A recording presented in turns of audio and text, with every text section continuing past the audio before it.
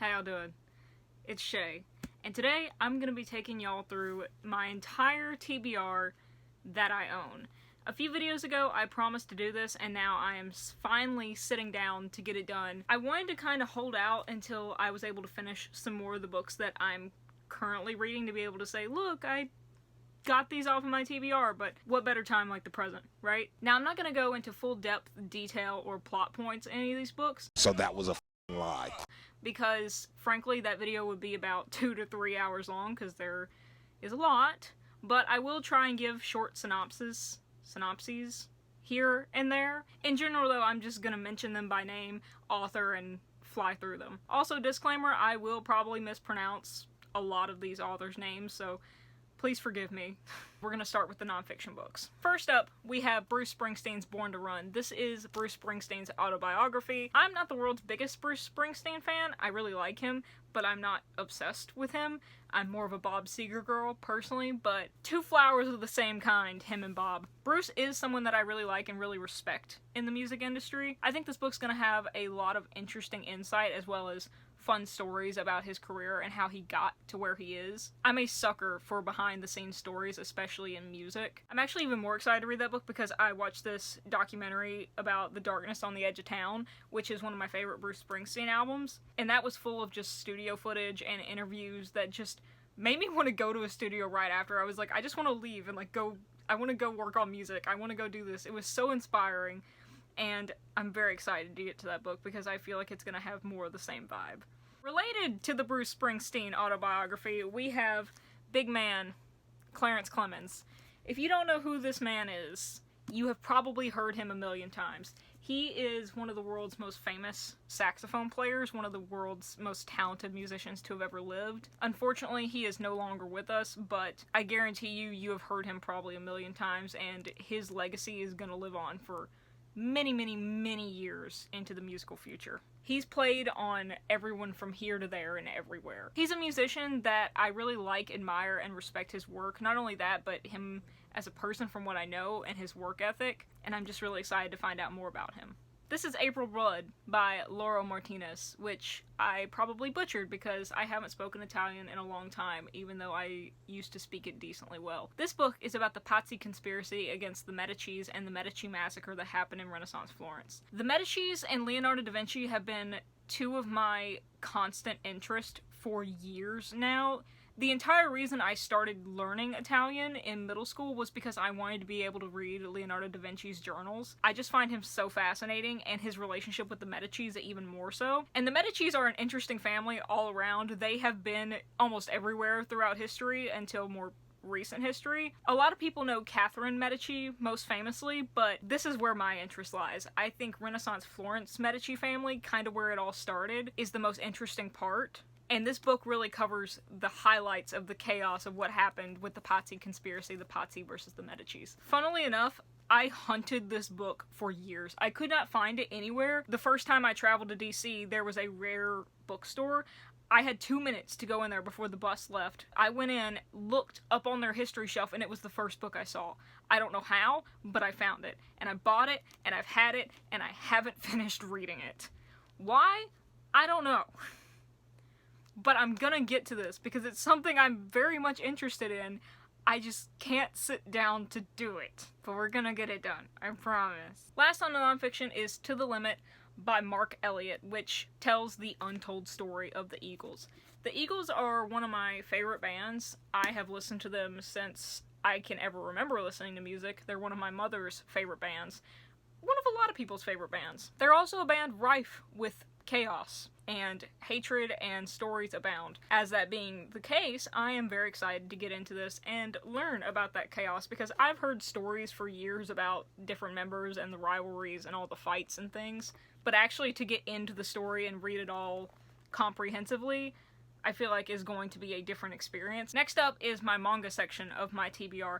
As there's a lot of these, I'm not really going to go in depth. First up, we have the first 4 volumes of Love is War. I'm not even going to try to pronounce the first 2 words because every time I do, I mispronounce them.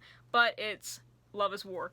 This series has been blowing up lately, especially as the anime, with Chica being a meme and all that. But if you don't know what this is about, I know I said I wasn't going to give a synopsis, but this is Chey's Cliff Notes. All these kids go to this rich kid private school for the elite. These two have a crush on each other, the two main characters, and they're trying to make the other fall for the other and admit their love first because it's a show of power. So, if you like rivals to lovers, I guess. Next, Dorohedoro. One of my top 2 favorite manga series of all time so far. So we have volumes 15 through 19. There are 22 volumes total in this series, so I'm nearing the end, which makes me very sad, but also I'm excited to see how it ends. I'm just going to give you the one-sentence synopsis from the back of these books because I believe it sums it up pretty well. It is a blood-splattered battle between diabolical sorcerers and the monsters they created. Enough said. And the art is just... The art is... I don't even have words for the art. I love this art style. One of my favorite art styles I've ever seen in a manga. I believe this is a classic that I'm just really behind on, but either way, I'm going to be catching up very soon.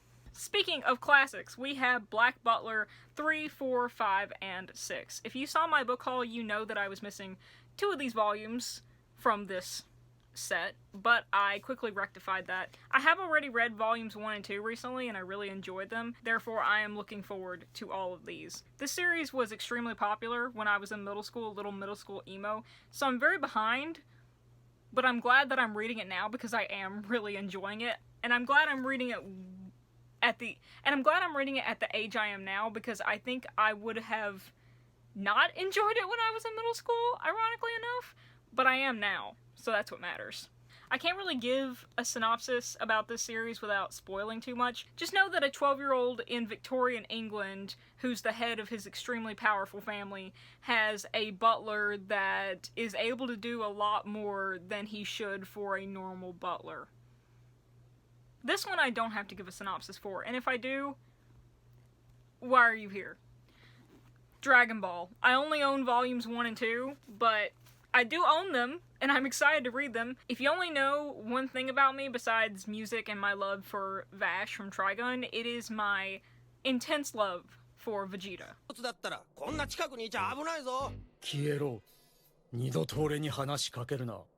I did not grow up watching Dragon Ball as a kid, except for times when it was on Cartoon Network and I just watched it not really knowing what I was watching. So now I am actually trying to watch the series and read the series and understand all of it. Either way, I know I love Vegeta, and that's the important part to me. People are like, you know you're gonna have to wait a while to get to Vegeta, right? It's worth the wait. Speaking of waiting, we have Gangsta, volumes 3 through 8. Now you might say, Chey, where's 1 and 2? Have you read them? Funny you should ask. I've read 1. I cannot find 2 to save my life. I know that manga presses, like a lot of things, are having supply issues right now, and a lot of the presses are back-ordered, but I literally cannot find volume 2 to save my left foot. As such, I can't continue reading, so they will sit on my shelf for now. But this series, speaking of buddy cops, if you like Boondock Saints, I think you'll really like this series. Imagine if Boondock Saints was like a manga. That's sort of what this is. Kind of. A place where the rule of law takes a backseat to the law of violence, where handymen like Nick and Warwick make a living doing odd jobs from routine deliveries to extrajudicial killings. Discreet, ruthless, and efficient, the men are respected by both the police brass and the mafia dons, but it took many long years for them to make their names. Behind those years is the hidden history of how the scion of an elite family and a boy of the twilight ranks formed an improbable, unbreakable bond. Speaking of incredible anime, this is a series that I believe came out as an anime before it started as a manga. I could be wrong on that, so don't quote me. This is ID Invaded, but this series, I'm obsessed with it. This is volume 2 and this is volume 3. I saw the anime recommended to me on Hulu and I absolutely devoured it. It's sort of a mystery crime sort of thriller where they have this device that can detect particles with the intent to kill. So if they detect particles, someone was there that either just killed someone or they are about to kill someone. They have the intent to kill. And with those particles, they can put those particles in this sort of device and send detectives in and basically recreate the mind of the person who created those particles. They can go inside the mind of the killer and they try and track them down through the clues they find in that replicated mind space. It's really fascinating. It's really a mind bender. I don't think that you have to watch the anime to understand the manga. I think it definitely helps, but I think you'd be fine just picking up the manga itself. I have read Volume 2, but I am rereading it because I'm sure that there is some detail and some storyline that I may have missed on the first read, because like I said, the story is a mind bender. But if you like mystery, if you like Sherlock, but also gruff cop who's actually a good guy but is a big grumpy pants sort of vibe, you'll like this series. This series needs no introduction, talking about going back to middle school. Around High School Host Club, Volumes 1 and 2. This was the first anime that I remember watching to actually watch, not just because it was on TV when I was a kid, like Naruto or Dragon Ball. As such, I am very excited to actually read this series and have my heart broken all over again that there is no season 2. If you've managed to avoid this series and all of the memes that come from it, how? In this screwball romantic comedy, a poor girl at a rich kid's school ends up working for the school's swankiest club and gets mistaken for a boy. Hijinks ensue. If that doesn't interest you, if the anime doesn't interest you, I urge you to at least go watch the English dub outtakes of the anime, because they are one of the funniest set of outtakes you'll ever see. The VAs are just going absolutely feral. They're so funny. Do yourself a favor. Next, we have Snow White with the Red Hair, Volumes 3 through 7. This follows the story of Shirayuki, a court herbalist, and Prince Zen. She's found in the woods one day by him when she's outrunning a prince who basically wants to force her into marriage for her bright red hair. He takes her into his court, he's a young prince, and it's sort of a found family sort of thing, which I'm always a sucker for that trope. And the series just follows all the trouble and hijinks that happen at court and all the drama that follows. Second to last is a series that needs no introduction because it is wildly popular right now, is Jiu Jitsu Kaisen. I have read Volume 1, so I don't know why I'm even holding it, but this is Volumes 2, 3, 4, 5, and 6. I just started this series, but as many other people on the planet right now, I'm really enjoying it. It's about a world where chaos ensues because a bunch of cursed spirits go around screwing everything up and making people's lives miserable, and about a boy who is the only one who can kind of defeat the ultimate curse because he really enjoys finger food. I guess I should include this next one sort of on the reread list, but it's just easier to put it here. Last but not least is my favorite series of all time, Trigun. So we have 1 and 2, and then for Trigun Maximum, we have Volumes 2 through 8. I'm only missing Volumes 9 through 14. I'm hopefully rectifying that soon.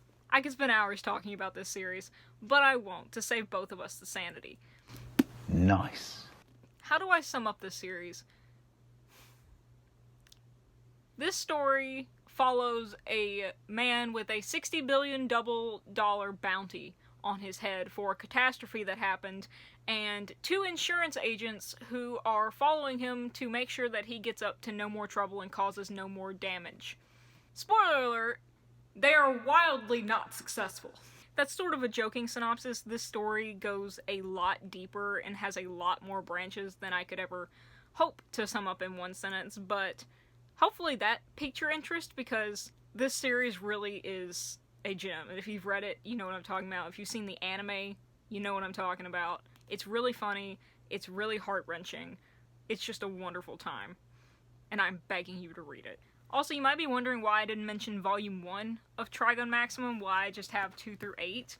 It's because I've already read Volume 1. It was the first Trigun volume that I owned. So now I just need to catch up on 2 through 8. And now, we're back to regular fiction. I'm gonna fly through these because I'm tired of saying that I'm not gonna give a synopsis, and then I do. First, we have Patrick Rothfuss, Wise Man's Fear, and then The Slow Regard of Silent Things. These are part of the King Killer Chronicles. I have already read the first book, The Name of the Wind. It's one of my favorite books of all time. Inspired me to start writing my own fantasy novel, which will never see the light of day, but gives me joy to write anyway. This is part of a trilogy, The Name of the Wind and Wise Man's Fear. The third book is not out yet, but Patrick Rothfuss is saying that it should be out soon. And then I believe The Slow Regard of Silent Things is sort of a companion novel following one of the side characters in the main series. Like I said, I've already read The Name of the Wind, but it's one that I'm going to be rereading and annotating soon as I get through this one, because I want to refresh myself before the third book comes out, because they are sort of jam-packed with knowledge and information, and it's been a while. This is The Song of Solomon by Toni Morrison. I know nothing about this book except that it's a classic and people keep telling me I need to read it. I got it for 50 cents at a yard sale, so why not? The Assassin's Blade by Sarah J. Maas. A long time ago, I was really interested in the Throne of Glass series. This is a novella. I'm still interested in Throne of Glass, but not as much as I was a couple years ago. I'm not going to be buying the rest of the series. I am going to be checking it out from my local library, which is why it's not in this video, because I don't own it. But I am going to be checking those books out from my local library to see if I like them, if I enjoy them. And if I do, then I'm going to read this one. If I end up not enjoying them, I'm going to sell this. Next we have The Martian by Andy Weir. This is a book that I've been told is subtly and overtly really hilarious, and also just doesn't take itself too seriously. I have not seen the movie, but this has been sitting on my shelf for a while, so as soon as I pick this up, then I'll probably get to the movie. Next we have this beautiful, absolutely gorgeous edition of The Hunchback of Notre Dame by Victor Hugo. Again, just another piece of classic French literature, classic literature in general. This is not a copy I'll be annotating. I do want to go back and annotate this book in a cheaper copy, but this is perfect for me to read, perfect to sit down and enjoy with a nice cup of tea. Another big boy, we have this gorgeous copy of Penny Dreadfuls and Other Spooky Scary Stories. Kind of another coffee table book where it's not one that you want to reread and damage and annotate, but look at these silver gilded edges. Well, I'm gonna blind you. Sorry, but there you go. Just has different pieces of short stories and different chapters of spooky, scary stories in here. I'm sorry, I keep blinding you. It just has different chapters of spooky, scary, crime, mystery, thriller sort of stories in here. Different excerpts, short stories. I've been saving this for around the fall season, particularly October, and the time is a-comin'. We have Mother Night by Kurt Vonnegut with this beautiful midnight blue cover. I mentioned this, I think, in my last vlog or my book haul, but I'm trying to read all of Kurt Vonnegut's bibliography. This was not the immediate next one that was on the list. I believe it was The Cat's Cradle, but this was the next one that the bookstore had in stock, so it's what I got. This is Utopia Avenue by David Mitchell. This was a present from my best friend Angel a few years ago, I believe, for my birthday. It is a signed copy, and also, again, look at this stunning cover. This follows a band, I believe. Yeah, it's the strangest British band you've never heard of. Need I say more? Need I interest you more? This has been sitting on my shelf for way too long. I'm sorry, Angel. I'm gonna get to it. Probably this week. This is the Dracula tape by Fred Saberhagen. I don't even care if I butcher his name. His novels are ridiculous and I love them. I have a feeling he's either very well respected or not at all in the fantasy fiction genre. I love his books. And by that I mean the one that I've read. The name is escaping me, but I'll post a picture of it here in front of my AA poster. This follows exactly what it sounds like. It follows Dracula and what actually happened to him and how he's roaming among us today. Perhaps you are now ready for the true story and the events surrounding Count Vlad Tepes' first sojourn into England in the year of our Lord 1891. I know I need to remove the sticker, but this is one of the older, paper copies, and I'm so afraid of it tearing off the cover. Bookstores, stop doing this. Stop it. Look at me. Look at me in my eyes. Stop this. Stop it with vinyl records, too. Do you know how many records I've had the front cover peel off of or rip off of because of these stupid stickers? Stop it. Just stop. Stop it. The Count of Monte Cristo by Alexandre Dumas. I love The Three Musketeers. I'm pretty sure I'm going to love this book. I feel like I have read it, or maybe I'm confusing it with The Man in the Iron Mask. But either way, I don't remember, so I need to read it / reread it? Set against the turbulent years of the Napoleonic era, the dashing young hero, Edmond Dantes, is betrayed by his enemies and thrown into a secret dungeon in the... Julia, help. Doomed to spend his life in a dank prison cell. Yo, you didn't tell me this story was about a straight-up gamer. Yo! That's sick. This is King of Scars by Leigh Bardugo. Leigh Bardugo wrote the Grisha trilogy, the Shadow and Bone series. This series is a side series. I believe it's a trilogy now, but this is the first book that follows my favorite character from that series. And quite frankly, I've had it for a while. I'm just scared to read it because I don't want my heart to get ripped out of my chest. Again, another case of a sticker on a paperback book I can't take off. Indiana Jones and the White Witch. I have another Indiana Jones book. It's around here somewhere. It's about like Indiana Jones and a Yeti or something.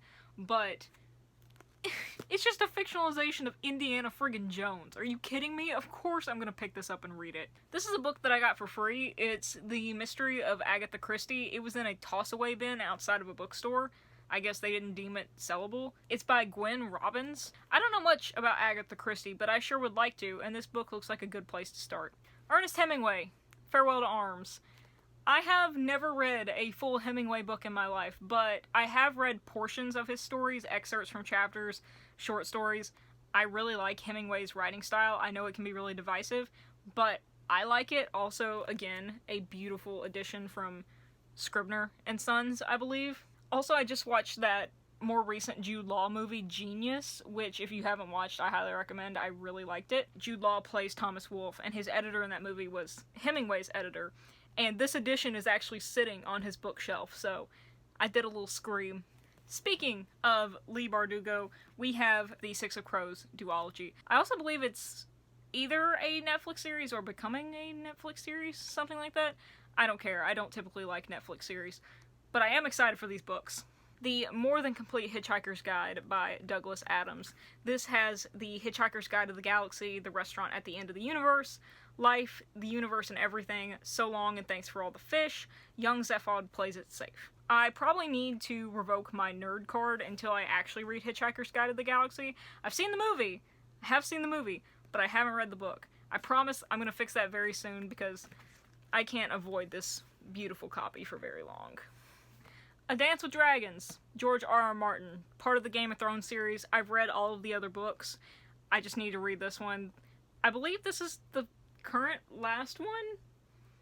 A Feast for Crows? I don't remember the order. I've read all of them up to this one, though. I do know that. More fantasy, we have Chronicles of the Black Company and A Cruel Wind, both by Glenn Cook. These, I don't even know where to start with, because from what I understand, these are sort of compendiums, omnibuses of different series within the same world, and I've read that you don't have to necessarily read them in order, but it's better if you do. So I'm trying to make sure that, because these are compendiums, these aren't the separate books, there's several books in one. I'm trying to make sure of what books are in these that I own and what books I need to get.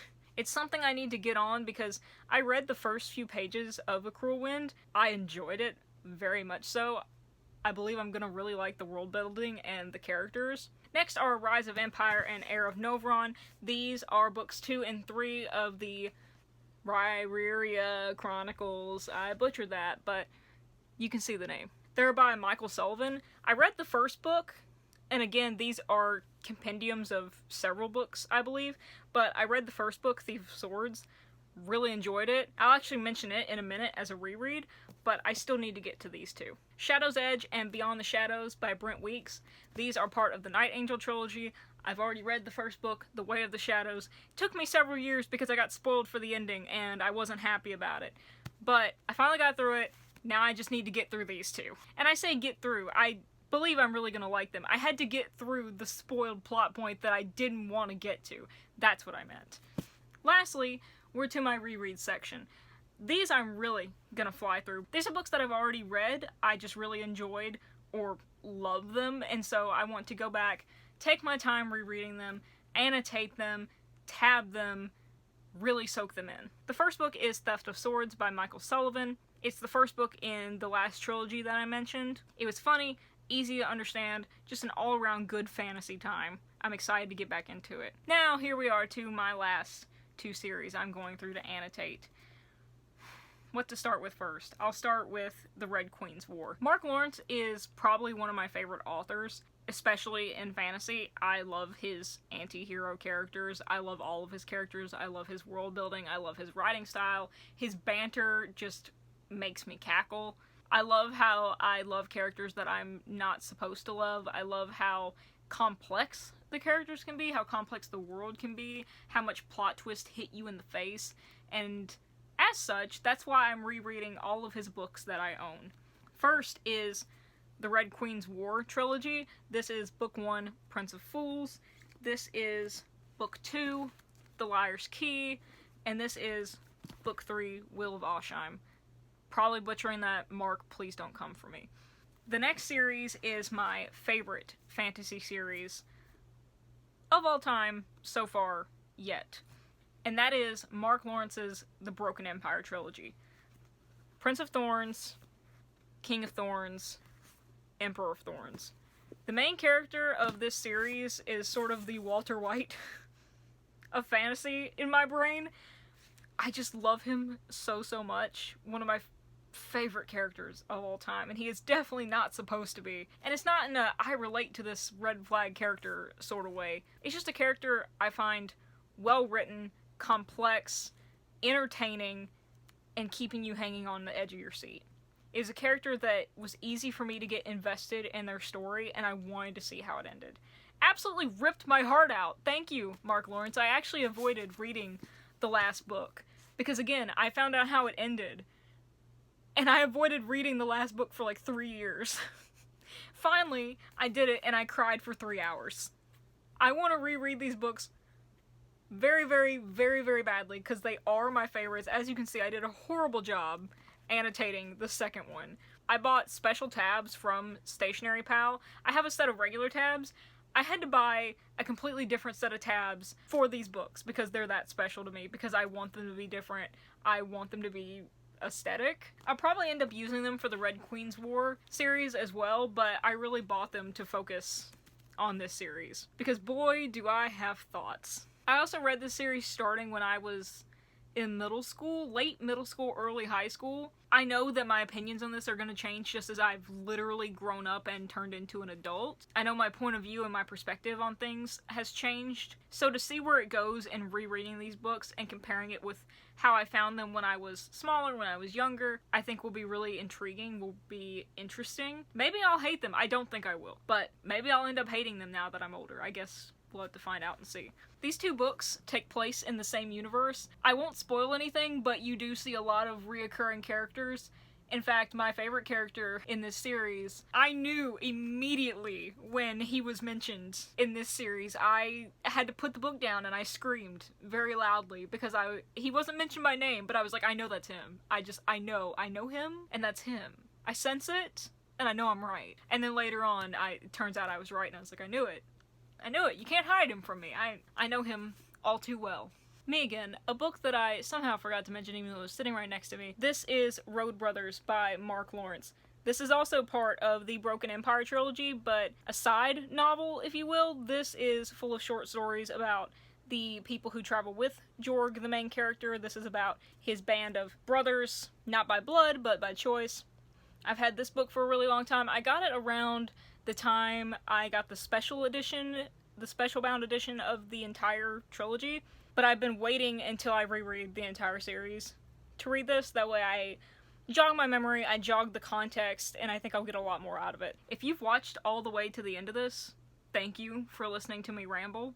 I hope I didn't speed through too fast. I wanted to make this as short as possible, but also give each book their due. I'll leave a list in the comments below if you want to check out any of these for yourself. I hope you found something interesting. I hope you stick around to see the wrap-ups I do and possible vlogs. If you've read any of these books, I'd love to know your thoughts in the comments. And if you haven't heard it from anyone today, I love you. Love and peace. Until tomorrow.